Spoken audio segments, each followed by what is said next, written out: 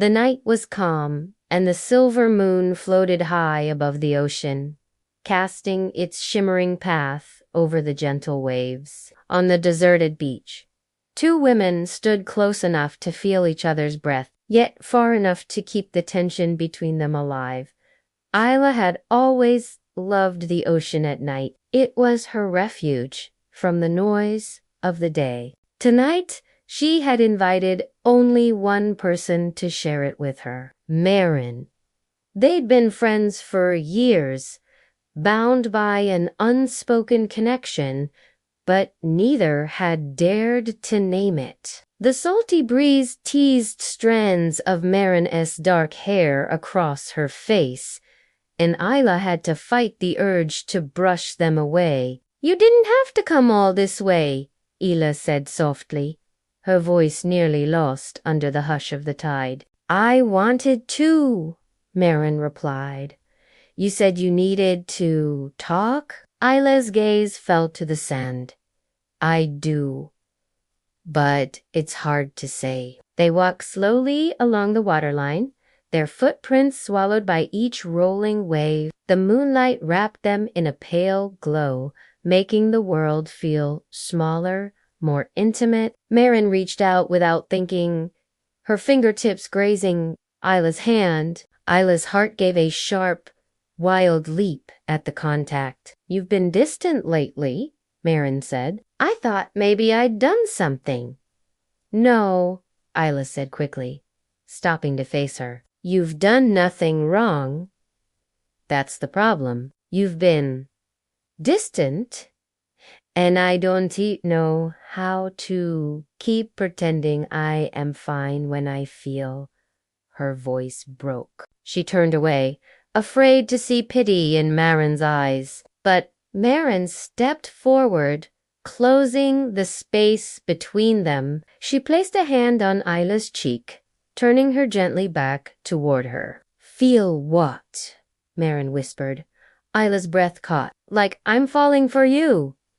Like I already have." The words hung in the air, fragile as glass. Isla waited for rejection, for polite distance, but instead, Maren smiled. Not a teasing smile, not a curious one, something warmer. "I was afraid to tell you," Maren said.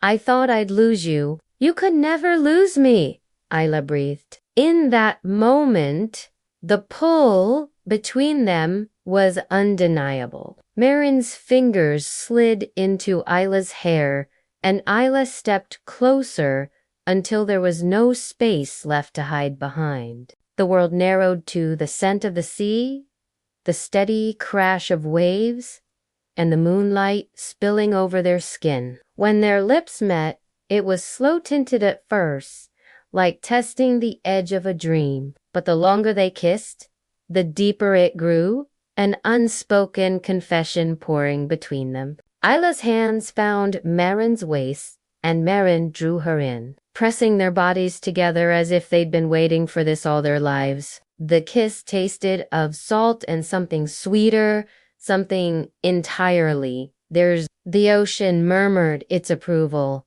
washing over their feet as though blessing the moment. When they broke apart, both were breathless. Isla rested her forehead against Maren's, still feeling the warmth of her lips. "I think the moon's jealous," Isla murmured, making Maren laugh softly. They sank down onto the cool sand, sitting shoulder to shoulder, their fingers in. The silence between them was no longer heavy with uncertainty. It was a shared quiet, full of promise. "I don't want this to be just tonight," Maren said. "It won't be," Isla promised. "We've already lost too much time." The moon continued its slow path across the sky, the tide inching closer, but neither woman noticed. They talked in low voices, telling each other all the things they had been too afraid to say. Each word felt like a thread weaving them closer together. At some point, Maren leaned over and kissed Isla again, no hesitation this time, just pure certainty. Isla smiled into the kiss, feeling the warmth spread through her chest. The night stretched on, and the world beyond that strip of moonlit sand ceased to exist. All that mattered was the way Moran's hand fit perfectly in hers, the way her laughter seemed to make the stars shine brighter, and the knowledge that they had finally stepped into the truth of what they felt. By the time they rose to leave, the moon had dipped lower, painting the waves in softer silver. They walked back along the beach, their arms brushing, their hearts lighter than they had been in years. They didn't speak of the future that night because it was already written in the quiet understanding between them. And as they glanced at each other under the fading moonlight, they knew this was only the first chapter of a love story that would keep unfolding, tide after tide.